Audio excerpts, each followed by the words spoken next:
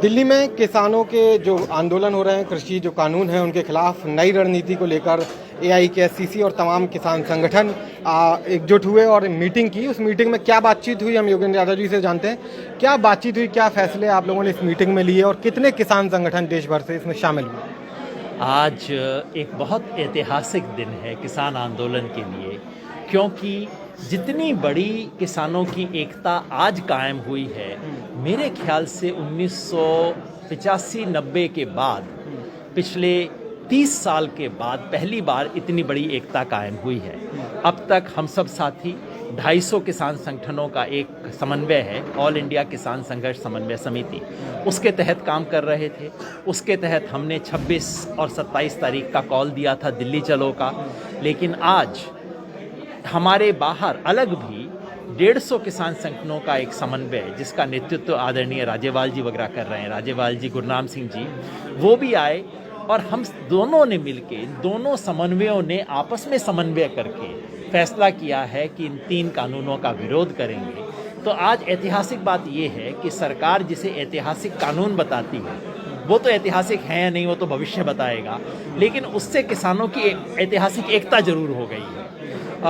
2 जो बड़े फैसले आज हुए हैं वो ये है कि इन 3 कानूनों का विरोध करने के लिए 5 तारीख को, 5 नवंबर को दोपहर 12 से 4 बजे तक पूरे देश में सड़कों का चक्का जाम किया जाएगा।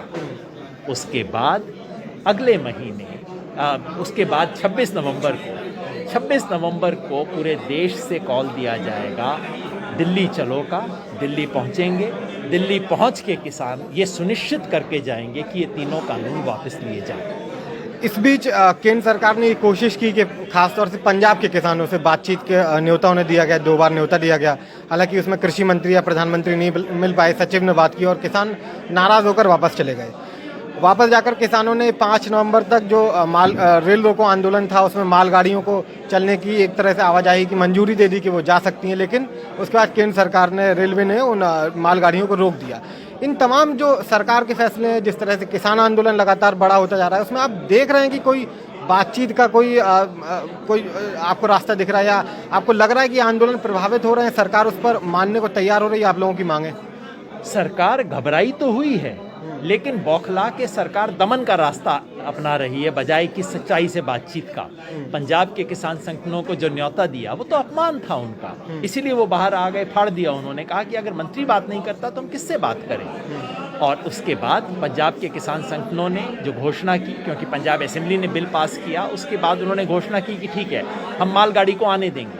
मालगाड़ियाँ आईं, किसी को टच भी नहीं किया गया, लेकिन फिर केंद्र सरकार ने फैसला किया कि नहीं, मालगाड़ी को रोको। जब तक पैसेंजर गाड़ी अलाउ ना की जाए तब तक मालगाड़ी को भी अलाउ नहीं किया जाएगा, यानी कि पंजाब के किसानों को सज़ा दी जाएगी। जो सरकार खुद अपने नागरिकों को सज़ा देना शुरू कर दे, इसका मतलब है कि सरकार बौखला गई है। इस सरकार का एक अंत समय नज़दीक आ गया है। यही नहीं, हरियाणा में बीजेपी समर्थकों की एक रैली में बुजुर्ग का हार्ट अटैक से डेथ हो गई।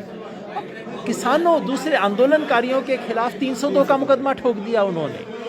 दशहरे पे किसान पुतला जला रहे हैं, उनके खिलाफ मुकदमे बना दिए गए हैं। सरकार बौखलाई हुई है, घबराई हुई है। अब ऐसा लगता है किसान आंदोलन के सामने सरकार के पास रास्ता नहीं बचा। तो ये आंदोलन कब तक चलेंगे? मतलब ये सवाल तो आप लोगों से हमेशा पूछा जाता है और आप लोग कहते हैं जब तक कि ये कानून वापस नहीं हो जाते, लेकिन ये जो हम देख रहे हैं लगातार जून से जो प्रोटेस्ट शुरू हुआ है, तो उसमें क्या लगता है कि कितना ताकत, कितना वक्त अभी आप लोगों को और लगेगा ये कानूनों को वापस करवाने में? उत्तर तो वही होगा जो पहले था, जब तक ये कानून वापस नहीं लिए जाते तब तक चलेंगे।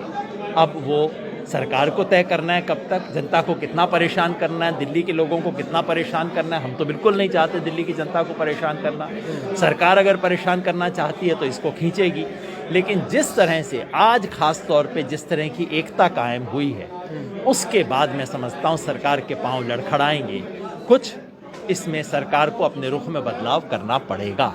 बहुत बहुत शुक्रिया हमसे बातचीत करने के लिए। तो 26 और 27 नवंबर को एक बार फिर से दिल्ली में कई सालों बाद लॉकडाउन के पहले कुछ सालों तक जो किसानों के आंदोलन हो रहे थे, उसी तरह के आंदोलन का आज ऐलान किया गया और ये कहा गया है कि जब तक ये कानून वापस नहीं लिए जाते, ये आंदोलन इसी तरह से चलते रहेंगे।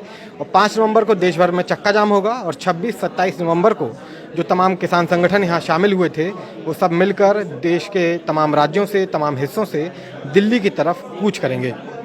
दिल्ली से शशांक पाठक, हिंद किसान।